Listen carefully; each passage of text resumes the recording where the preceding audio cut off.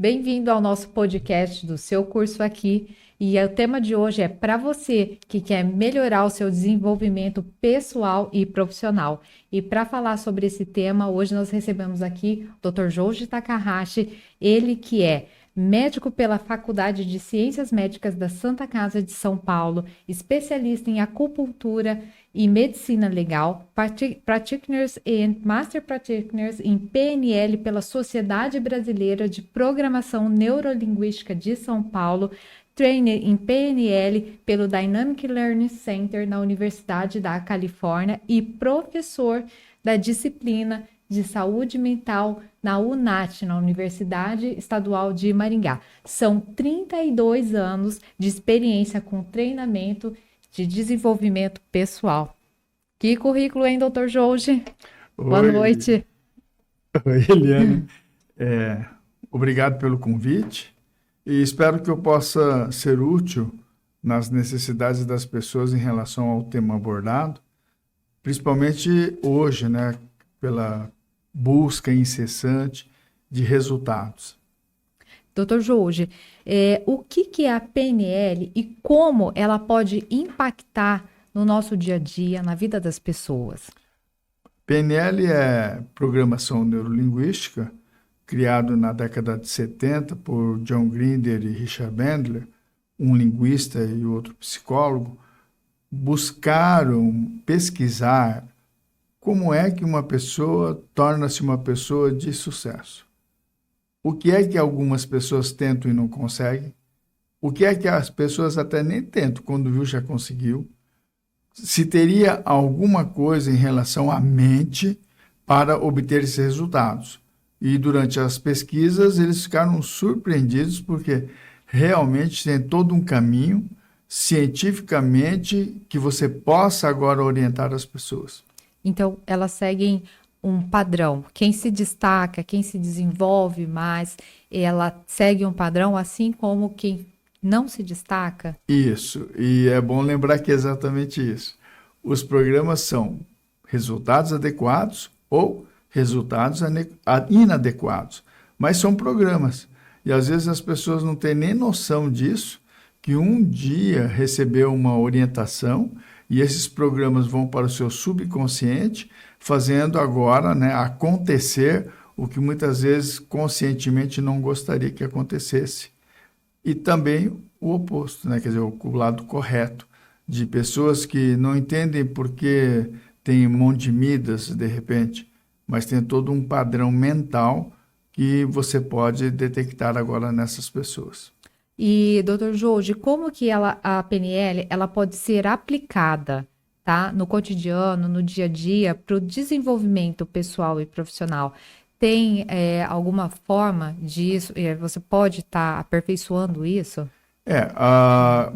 Parte, né, já lá da época dos gregos, do conheça-te a ti mesmo, tem toda uma história em cima disso, que a programação neurolinguística utiliza alguns recursos, ferramentas para a autoconsciência.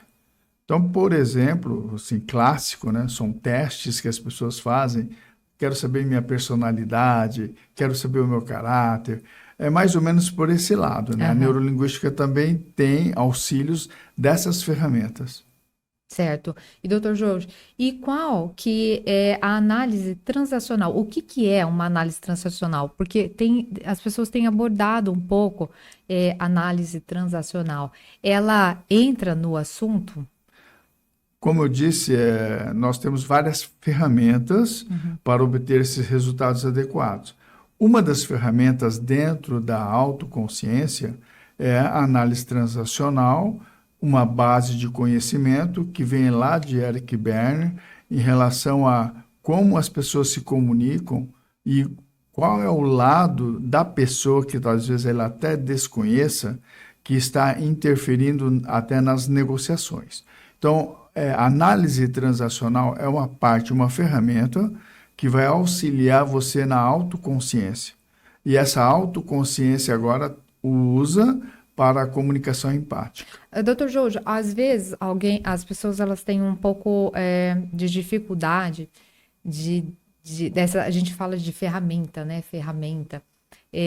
Ferramenta para um leigo, poderia ser considerado o quê, por exemplo? Um método, uma forma, algum padrão para diagnosticar?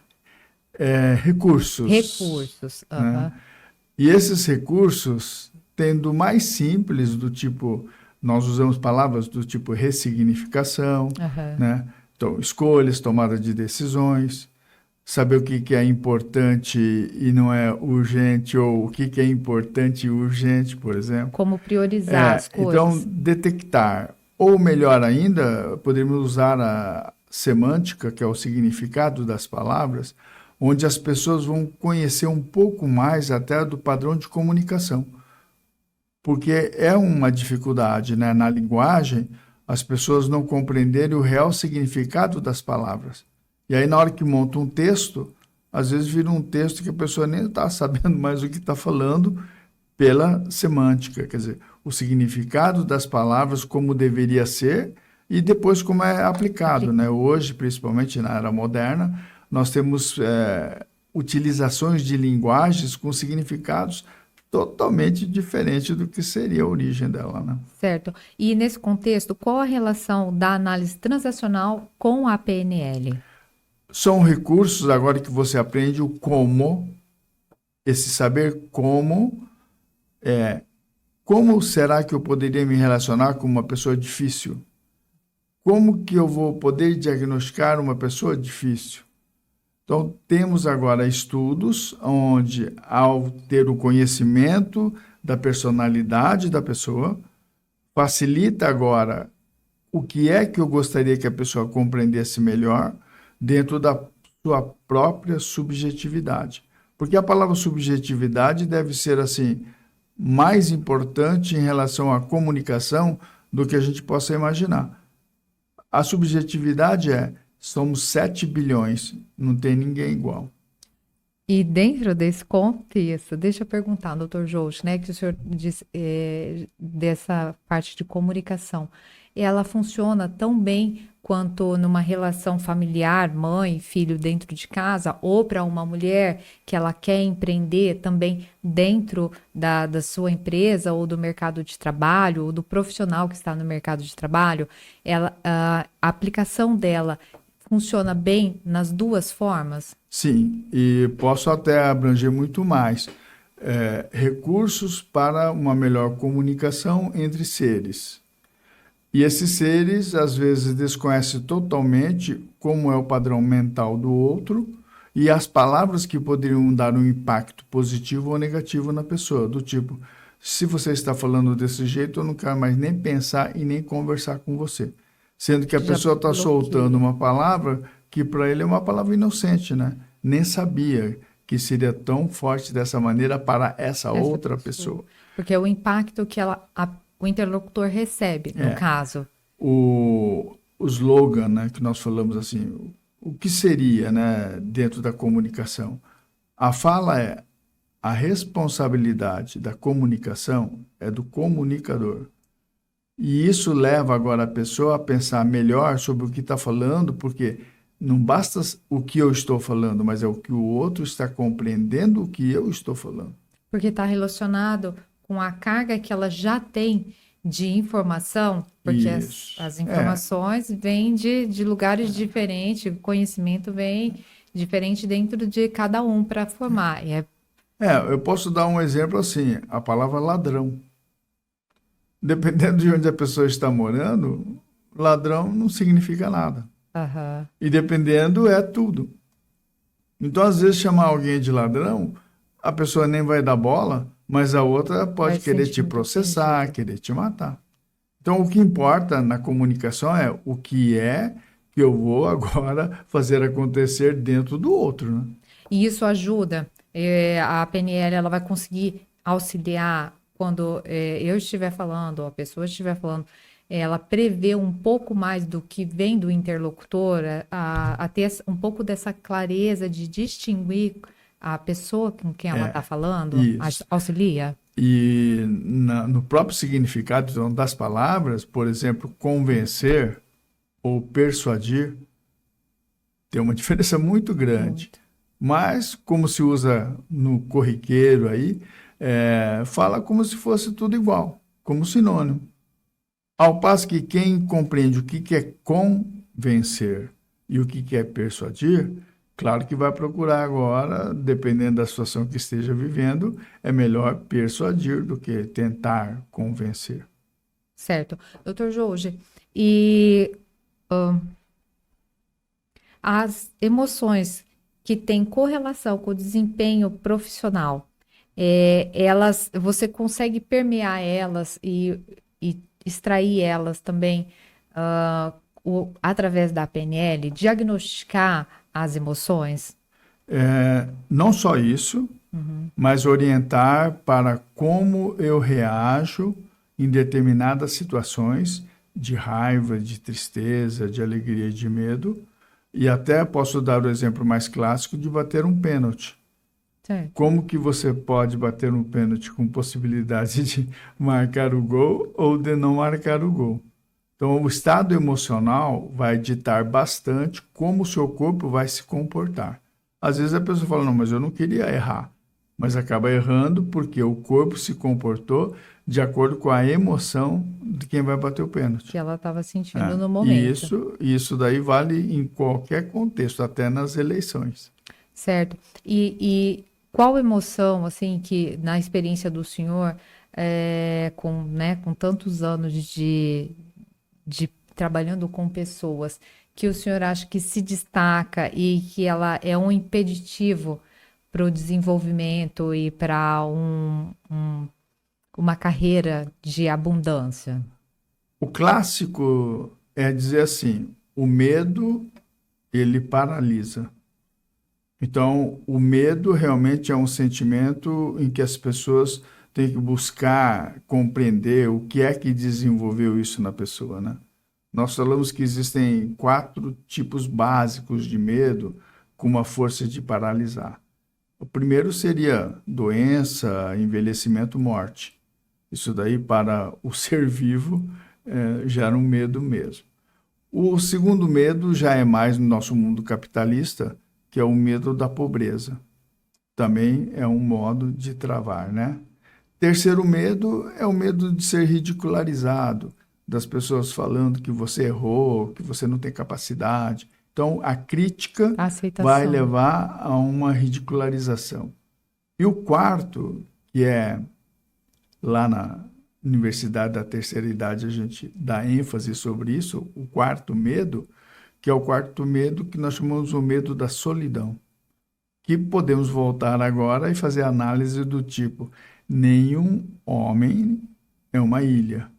Então, o que faz o ser humano, de ele ser um ser psicossocial, claro que esse medo da solidão é muito forte. É intrínseco, já está ali, pela própria condição de ser humano. Né? E aí, da emoção realizadora, da emoção que faz acontecer, e esse fazer acontecer pode ser fazer acontecer negativo ou fazer acontecer o positivo, é a raiva. Que tem a dose, né? O grau da raiva. Então, começamos com cólera, que é como se fosse um sentimento mais leve. Aí, da cólera, se eu vou pensando muito sobre o tema, eu vou gerar uma ira, que já é algo mais forte dentro do ser. E se continuar cultivando a ira, vai para a raiva. A raiva já se manifesta claramente em formatos da pessoa ficar toda vermelha, né? E já é bem forte a raiva. Agora, o dano maior é cultivar agora essa raiva, levando ao ápice dessa sensação, que é o ódio. Então, o ódio, agora, o indivíduo passa, né, a pensar de uma maneira assim, matar ou morrer. Como normalmente o cristão fala que não matarás, então ele faz a opção por eliminação. Então, não vou matar, mas se eu não vou matar, então eu vou morrer. E aí, com essa sensação de morrer, ele gera doenças tipo câncer, alguma doença psicossomática forte, através só dessa sensação de raiva que virou ódio, e a pessoa está falando assim, ou eu mato ou eu morro, e como eu não mato, então eu acabo morrendo. E essas são as pequenas explosões que a gente tem no cotidiano, no dia a dia ali, que acontece no trânsito, e, né, corriqueiramente, que a mãe ali, ela fica brava com um copo que o filho quebrou, ou então o funcionário ali, o empresário fica, né, mais exaurido com um funcionário que deixou um cliente escapar, alguma coisa nesse sentido. Como que isso, no dia a dia ali, o senhor nota que acontece? Normalmente, a crítica, né, é que é forte. Então, temos que achar uma causa. E a causa, temos que achar sempre um culpado. E essa característica do humano de achar o culpado é que faz ele canalizar toda a energia da frustração em forma de raiva e vai alimentar agora as emoções.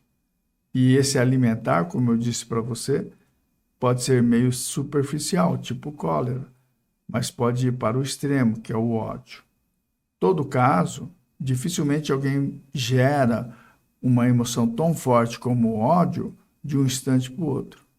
Normalmente, o ódio é uma emoção onde a pessoa está cultivando a raiva e, ao cultivar, de repente, ele descobre que ele perdeu totalmente o controle normal do humano.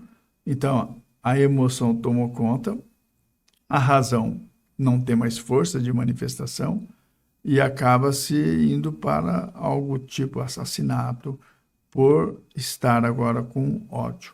Porque como ela já tem aquilo, vamos dizer assim, se ela já tem uma raiva maior dentro dela, ela vai sempre se alimentando daquilo e É ao treino, invés de ela tentar, é treino, é né? treino.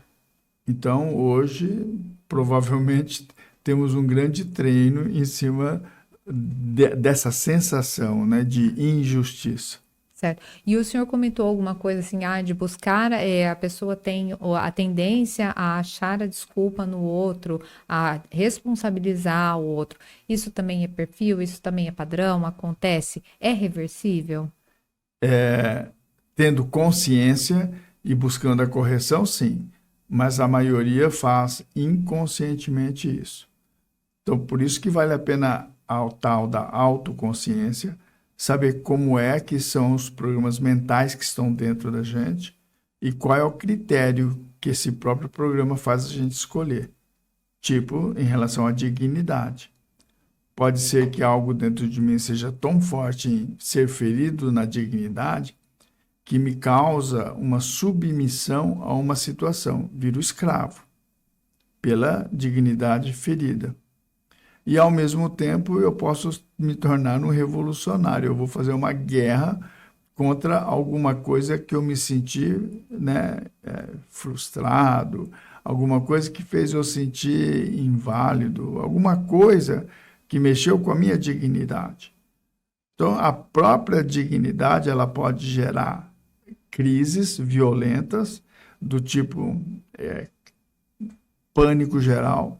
A pessoa não tem controle mais sobre aquilo, como também pode gerar um único reflexo que é, então não vou mais fazer isso. Uma escolha, uma tomada de decisão que poderia ajudar alguém e a pessoa fala, não vou mais, por causa da dignidade ferida, né? E na questão de, né, querer ou não querer, em a pessoa querendo, a PNL, ela é aplicável para todo mundo, desde que ela queira isso? Desde assim, eu digo aplicável desde uma simples mãe, que ela tem interesse em usar a PNL dentro de casa para melhorar com os filhos a relação, ou ela está começando, está formando os filhos, já quer tomar uma linha para construir dentro de uma vida mais harmônica e até assim um empresário que está lá e ele quer melhorar o RH dele, ele quer melhorar o entorno dele para deixar essa dinâmica do dia a dia dele mais fácil, porque quando você tem uma equipe melhor, né, o resultado é maior também. Ela é alcançável de ponta a ponta? Aplicável no caso, né? E com resultados bons, né? Vamos pensar assim, em graus, teria um impacto de 90 graus, 180 graus. Eu falo que ela tem um impacto de 360 graus, né? Gira. Engloba tudo. Resta saber agora quem está aplicando se sabe aplicar, né? E muitas vezes a gente encontra O pessoas senhor ainda... diz o profissional que está aplicando o método. Ele tem que Isso. saber muito ler o cliente dele, extrair as ferramentas certas para poder fazer com que isso gere resultado. Nesse quesito que o senhor fala. Isso. Daí, nisso, acontece o que nós chamamos da subjetividade do orientador. Exemplo, assim, meio rapidinho. Um orientador profissional que procura sempre estar entendendo, estudando o humano, provavelmente ele vai chegar num grau que a gente chama de um orientador profissional. Então, um orientador profissional de PNL, com certeza, tem muitos recursos e abrange, então, essa visão 360 graus. Mas temos também os orientadores que nós chamamos de orientadores temerários. O que seria orientadores temerários? Isso já é da natureza humana também. Pega um conteúdo e acha que aquele conteúdo é suficiente para falar ou eu mudo a sua vida ou eu não chamo fulano de tal. São que nós poderíamos falar de tendenciosos também, né? Que eles pegam ali um vácuo que tem ali no mercado e vai, né? E por ser opiniões temerárias, geram resultados também temerários. Certo. E aí é uma bola de neve agora. Às vezes, resultados difíceis mesmo. Podemos dar um exemplo clássico que nós sofremos. A perda da Copa aqui no Brasil. E aí a gente tem uma ideia do que são opiniões temerárias. Certo. Então, o resultado no esporte, acho que é mais fácil a gente achar opiniões temerárias. Acho que o mais difícil de achar é na área médica, onde você corre riscos de viver ou morrer. Que o profissional ele tem que ser bem qualificado e também específico. Acho que até o próprio bom senso, o dolo da pessoa, né? Da imperícia, imprudência, vai fazer com que ele pense melhor. Né? Então, olhar dentro da visão temerária, claro que depende agora do alcance do negativo na ação desse método. Então, é melhor pensar assim. Eu quero um resultado que não tem muita importância, 180 graus já está bom, indo em linha. Até que uma opinião temerária também às vezes encaixa. Agora, eu quero um resultado holístico total. Aí vale a pena procurar um profissional, quer dizer, receber uma orientação de um profissional para um melhor resultado. Dentro do processo hoje educacional, o processo pedagógico, ele realmente deveria assumir uma posição de quem vai falar tem que ter uma opinião de profissional e não opiniões temerárias. Mas coisas da vida, a gente entende que é assim, subjetividade de cada um, necessidade de cada um vai buscar do seu jeito, né? Então, se eu tenho 10 reais, talvez eu solucione alguma coisa com 10 reais. Isso. Se eu tenho 10 milhões, eu soluciono alguma coisa com 10 milhões. Sobre as necessidades... perdão, pode... Não, mas é mais ou menos isso. Então, temos que aprender a respeitar também esse lado, né? Porque se for em cima do purista, eu acho que acaba não ajudando ninguém. E acontece, que o senhor falou, depende da necessidade, foi o que me deu aqui um insight agora. Acontece, doutor Jorge, de o paciente ele chegar com uma necessidade, tá? Voltando ali, o empresário que ele precisa de solucionar um RH, por exemplo. E no final ele se descobre muito mais, um conteúdo muito maior do que isso, uma abrangência muito maior do que isso, que ele utiliza e a PNL vai abrir para ele um horizonte muito além do que ele esperava? Sim, o objetivo é esse, né? O objetivo é buscar o máximo essa autoconsciência, buscar o máximo conhecimento, tendo uma noção clara do que seria um conhecimento, já que sabemos biblicamente que a árvore do conhecimento ela gera frutos do bem e do mal. E a gente só vai saber comendo. Então, às vezes, a busca desenfreada sobre conhecimento pode ser que você se alimente de muitos frutos também ruins. Mas faz parte, né, do dia a dia, é o cotidiano, circunstâncias da vida. O que mais vale, eu acho que como orientação é programação neurolinguística. Programas que foram inseridos dentro do seu cérebro através de comunicação verbalizada e não verbalizada, só de gestos, de olhares. E esses programas agora, toda vez que ele roda dentro da sua cabeça, ou você sente raiva, ou tristeza, ou alegria, ou medo. Ele vai te gerar uma emoção. Isso. E aí você detecta isso e você fala, por exemplo, estou com raiva porque eu estou vendo uma cena sendo cometida ali, que é uma cena da injustiça.